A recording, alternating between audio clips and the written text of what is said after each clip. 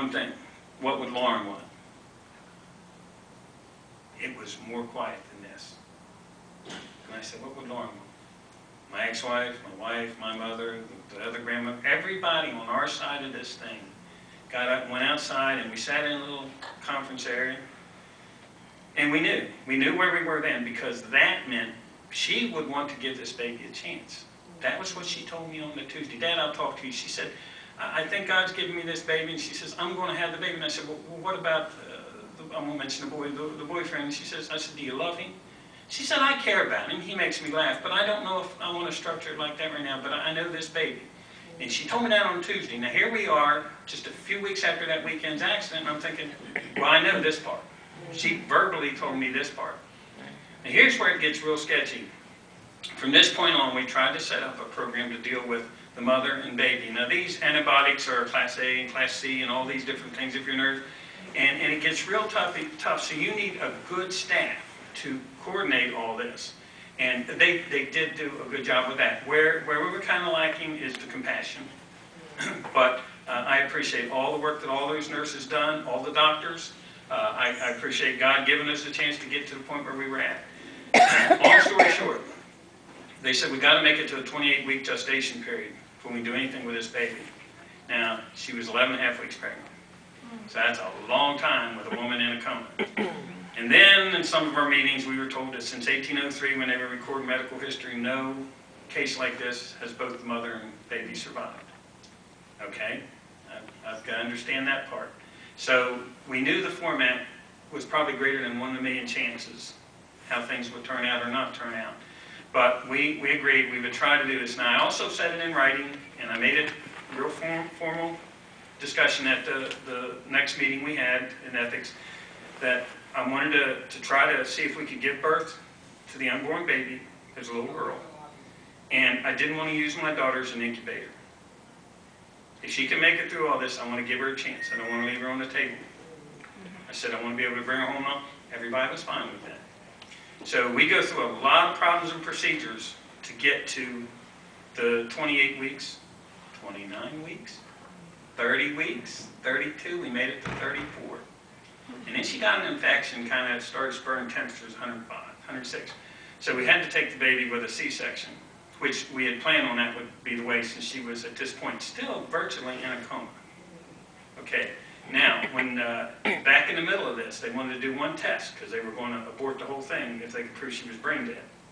So on a Friday morning, they come in Thursday afternoon and told me, we're going to do a test Friday morning, 7:30. And by law, if this proves to be a brain dead case, then we have to decease care because we're abetting a corpse. This is what I was told by law in the state of Delaware. So I said, what do you know what I did? Where did I go with this? That night I was to leave at 8:30. And about 8 o'clock I seen her left eye twitch. And I'm thinking, well, here I am, Dad. Now I had been just riddled with you got to let her go, you got to do this, she's not moving, she's not doing it. So I went and got the nurse. And again, the woman behind this nurse's uniform was really a compassionate person, really. She looked and she thought she'd seen it. And then they made me go because they had to do some things with my daughter. I said, okay, you know what? She wrote it in her reports that night. And she's seen it 2 or 3 more times that evening. And said, okay, fine. So the next day, there was movement. Even if it was from the base of the brain and just movement, then that established that. That avoided the test. I had no clue, and I could only tell you this now after being through it. So we get to the point where the pregnancy's coming on, and they decide to have the birthing. Now, the issue with this is, someone in a coma, you normally have 5 or 6 people. They had 11 to 13 people in the room, and really putting out an effort to sustain my daughter on life support, blah, blah, blah, this and the other thing, and now you got a little baby involved. They went through that. Things worked out successful. At 4 or 5 in the morning, they put my daughter back in the room for recovery. Now, what I found out later is they didn't put her back on the respirator. They had a trach in her and was on a respirator. They just put on a regular little breathing oxygenator thing. And they never even set her up.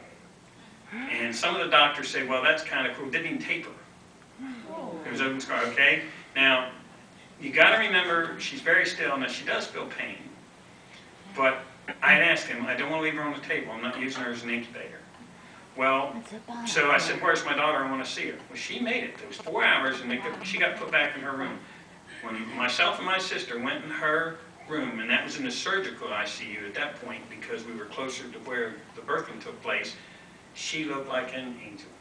She went in there, she was red, sweaty, you know, infection, this and that. She came out, she just looked so peaceful. I couldn't believe it. Except she was only on a little oxygen machine. She wasn't on a respirator and all the other things, right? So in that process, we had to put a feeding tube in, and she was on a little feeding machine and the oxygenator. So we were making progress. Well, they want to take her off of the one machine and do this, so we're going to put her on the 5th floor. And don't worry, there's time. So I said, okay, fine. So during this process, she started showing up with DNRs on her reports, which is do not resuscitate. So then we had a meeting, what that meant. It kind of gave us a meeting of if something happens, how do you want us to proceed with CPR? And it was like 3 levels of this: standard CPR, compression stop, defibrillator, restart the heart, or an open heart and massage the heart, and so on like that. And we agreed that, you know, I don't want to go the open heart thing, no. I said a defibrillator, I didn't want to pass off, but at this point, but I want to give her a chance. I think everybody in this room, if you have a problem right here, you deserve someone to try to benefit extend your life a little bit with common courtesy CPR. So we did that. 4 more times before we left the hospital, it was put on her report. Same doctor. I had to go keep fighting it and fighting it. Now, at this point, when she came out of recovery back to the room, the baby went into prenatal care, emergency. I think it was 2 days after that, I got a letter. Here's where society starts jumping in on me. This letter states that her mom is filing for full guardianship to release care. Okay. What does this? How can this be? What does this mean? I'm standing here with no lawyer. First thing hit me when I come the first 5 weeks. They asked me if she had a barrel plot and all. Now I'm standing there with no decision on any of this either. Believe me, there are things in your life, between medical power of attorneys, everything that you need to consider as best you can and involve your family so you know what direction you may head. We wound up with this letter coming involved, and what had happened is the doctor, from the point when we left the room and started care for the baby, they never had any more meetings with me and her mom at the same time. I thought it was funny, but her mom lived at the beach, we lived up here, maybe we couldn't coordinate things. I was there all the time. And so now I know her mother has changed a lot of things in our lives, in her life. She's a good person. She tried to do what she thought was right. I know the whole story. I don't condemn her mom. I hate what we went through as a family against the different odds and just making it tough on each other. But the doctors were saying one thing to her and another thing to me. And they weren't the same. And the doctor involved had went as far as to give Lauren's mother the number to the lawyers for Terry Shiloh. Oh my God. So, within 2 days after the letter of 2 days after the birth, so we're 4 days in, I get a letter from the same group of lawyers that had handled the Terry Shiloh case. And if you look into some of the history of these people, they're tough. They don't believe in Christianity. It's just tough. That's the society part of this that really raised its ugly head. And now I'm into something totally different. Now I'm fighting a battle to preserve my daughter's life, but it's like the world just rose up against us. So now we have to find a lawyer. We kind of lost out in the first case. We found a state lawyer, didn't do anything. Well, the courts, leaning more to that side, I had it's called a master, court master, which handles property changes, things like that, incidental stuff in the law system, doesn't handle any kind of trial. But this was a life and death case with my daughter case, and he decided that she probably wouldn't want to be this way.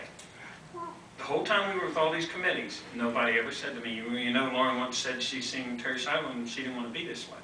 That was never said until this letter showed up.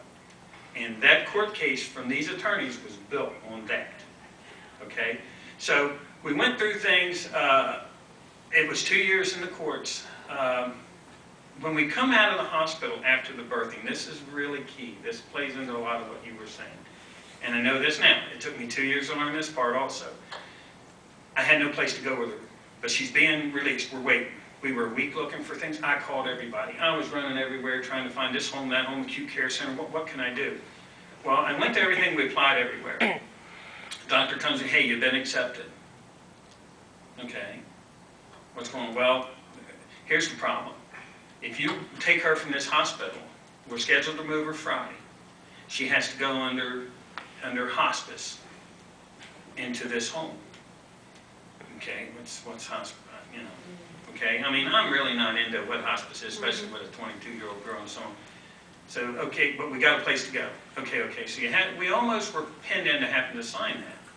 The day she was supposed to be moved, we had another meeting with the doctor, the chaplain, a couple of the nurses, and the lawyer for the hospital.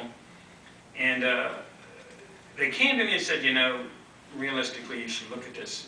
We could really release care under controlled circumstances here, no pain. This is the way you got to do it. She's just going to lead a life and never open her eyes, never be off of life support, blah, blah, blah. I said, no. I said, I tell you what, I'm going to be the dad and I'll let God be God. The chaplain, he flew up, threw his Bible down on the table, knocked some books off, knocked things off the table. Don't you understand if God wanted her to have a feeding tube, he'd have put it in her? And he went off on me.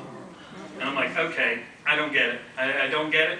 They used that statement against me in court, saying that I was incompetent and not willing to work with them as far as Lauren's care. That's a fact, because I had said, well, I didn't really have alternatives in my mind, and they couldn't really understand. So when you have a faith-based soul, your mind, your mindset, all of my things that I've been taught from my grandparents and great-grandparents up to my parents, my moral stability is just being challenged all the time. Hey, well, that's not the case. Your daughter's here suffering this and that. They overrode everything like that, and they just took us right on into court. Man, we went in there, lost the first case. God, what do I do? Now, I'm at a home, they're putting her in hospice, threatening to put a state trooper at the door so we can't give her any food or water. We can't take any water. Now I'm in the Terry Schiavo thing, and I met the family. If you read a book, A Life That Matters, you will start to see an inside of the way this looks. How society has a unit in the legal courts, and then how they approach that. It's really tough. And think if this happened to one of your loved ones, is where it is. I can stand here and speak because my daughter is real time, still here, we're still progressing. They don't like that. And I'm not doing it to challenge their theory of thought or their train of thought. I'm doing it to give her a chance. So all along we go through this. Long story short,